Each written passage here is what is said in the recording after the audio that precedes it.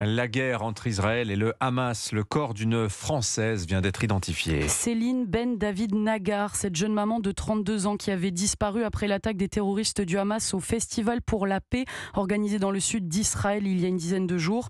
Le dernier bilan du Quai d'Orsay fait état de 19 Français tués et 13 portés disparus. Selon l'armée israélienne, le Hamas détiendrait 199 otages. Une note légère d'espoir ce matin avec cette vidéo publiée par les terroristes du Hamas montrant Mihachem, otage franco-israélienne vivante qui appelle à sa libération.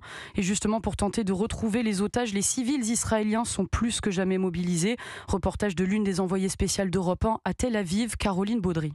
250 personnes à proximité immédiate d'un abri anti-roquettes s'activent sur les ordinateurs. Nira, cinquantenaire, tradeuse, passe au peigne fin Internet. Par exemple, si le nom du disparu est Sam Green, on va sur les réseaux sociaux, Facebook, Google, et on essaye de trouver des photos.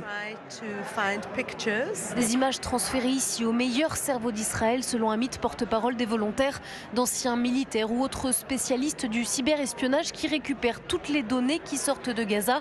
Cette matière est analysée grâce à l'intelligence artificielle. La reconnaissance faciale, c'est pas seulement facial, un morceau d'un corps, mais avec un tatouage. La taille de ce tatouage, et on peut faire avec, créer les matching. Un matching, une correspondance avec les noms des disparus qui peut prendre des heures car elle doit être sûre à 100%.